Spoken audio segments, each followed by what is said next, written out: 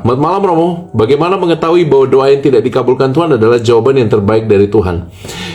Sabar. Bagaimana caranya? Mungkin saya nggak tahu bagaimana caranya, tapi kesabaran akan menuntunmu untuk berproses bersama waktu. Kadang-kadang doa kalau tidak dijawab, ada rasa tidak puas diri, ada rasa jengkel, mungkin sedikit kecewa dengan Tuhan. Tapi saya rasa kalau kita belajar untuk bersabar, pelan-pelan itu Tuhan akan membuka lapisan kulit bawang itu ya. Pelan-pelan, pelan-pelan.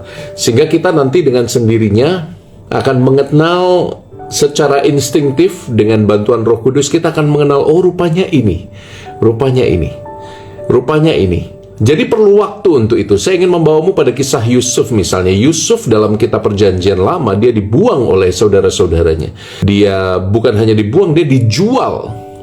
Dia dijual ke tanah Mesir, dan apa yang terjadi dengan Yusuf? Yusuf lalu direndahkan martabatnya. Bayangkan dia anak kesayangan bapaknya, tapi direndahkan menjadi budak belian. Dan doanya dijawab Tuhan dengan cara yang mengagumkan. Selama Yusuf setia dengan Tuhan, bahkan ketika dia digoda untuk tidur dengan istri Potifar misalnya, Yusuf mengatakan, tidak, saya tidak mau. Dan akhirnya Tuhan mengangkat dia. Kesabaran Yusuf inilah yang membuat dia kemudian dipakai oleh Tuhan, dan dia menjadi penyelamat bagi keluarganya justru ketika ada kelaparan panjang. Pada akhirnya ketika dia sabar berproses dengan waktu, ketika dia berjumpalah dengan saudara-saudaranya yang membunuh dia, tanda petik membunuh dia, membuang dia, menjual dia, lalu dia mengatakan apa? Rupanya Tuhan Allah inilah yang mengirimku untuk sampai di negeri Mesir. Rupanya semua pengalaman burukku sampai pada titik kulminasi di mana aku bisa menyelamatkan keluargaku dari bahaya kelaparan. Tapi kan proses antara dia dibuang waktu kecil, dijual waktu kecil, sampai pada saat di mana dia sampai pada saat di mana dia menyelamatkan keluarganya, ada rentang waktu yang begitu panjang. Nah, ini yang Romo katakan, sabar. Tuhan memberkatimu. Romo, orang Katolik apa boleh mewarnai rambut? Ya, mengapa tidak? Silakan saja warnai rambut. Estetika itu bagian dari iman ya. Hanya saja Romo ingatkan, kalau motivasimu itu untuk mencari sensasi, mencari cinta diri yang berlebihan, mungkin kita harus mempertanyakan apakah tindakan mewarnai rambutmu sesuai dengan cinta Kristiani. Oke? Pendapat Romo mengenai tren operasi plastik. Sekali lagi, kalau operasi plastik sifatnya hanya sensasional, mungkin kita harus bertanya ulang, apakah ini sesuai dengan panggilanku sebagai anak Allah.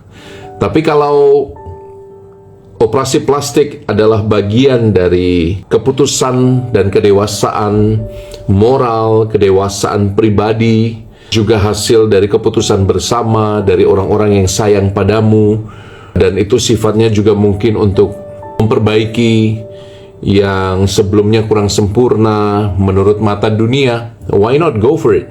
Tapi saya harap harus ada pertimbangan moral yang jelas, pertimbangan psikologi yang matang. Makanya dalam setiap operasi plastik sangat dianjurkan untuk bertemu dengan psikolog, supaya niatmu untuk estetika itu harus seimbang dengan dasar moral yang baik. Romo minta tolong doakan saya agar diberi keturunan anak yang sehat dan menjadi berkat. Amin. Tuhan memberkatimu ya. Saya menemukan makin banyak pasangan-pasangan muda yang kesulitan untuk memiliki anak. Jangan menyerah, jangan menyerah. Selalu berusaha, selalu mencoba, konsultasi dengan tenaga kesehatan yang ahli. Kadang-kadang kita butuh bantuan dokter. Jangan malu pergi ke dokter. Periksakan dirimu dengan baik. Dan jangan lelah untuk berdoa, minta pada yang punya kehidupan. Oke? Intinya berusaha dan berdoa. Tuhan memberkatimu ya.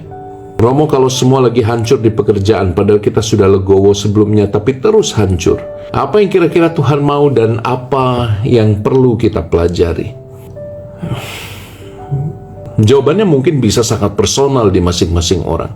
Tapi kalau engkau memang terus-terusan berusaha dan memang belum bisa berhasil, mungkin alih-alih langsung bertanya pada Tuhan, kita harus bertanya pada diri sendiri. Apakah memang langkah bisnisku tepat? Apakah memang langkah yang kuambil bijaksana? Apakah secara manusiawi kalkulatorku bekerja dengan baik? Apakah aku membuat bisnis plan dengan matang? Apakah aku sudah memperhitungkan resiko yang tidak terduga dan lain-lain dan lain-lain?